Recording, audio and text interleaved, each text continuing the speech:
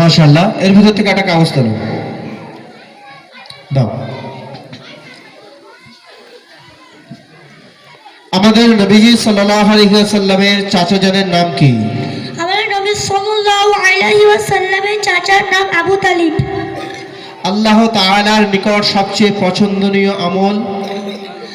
আল্লাহ তাআলার নিকট সবচেয়ে পছন্দের আমল হলো দোয়া করা। ঠিক আছে, যাও।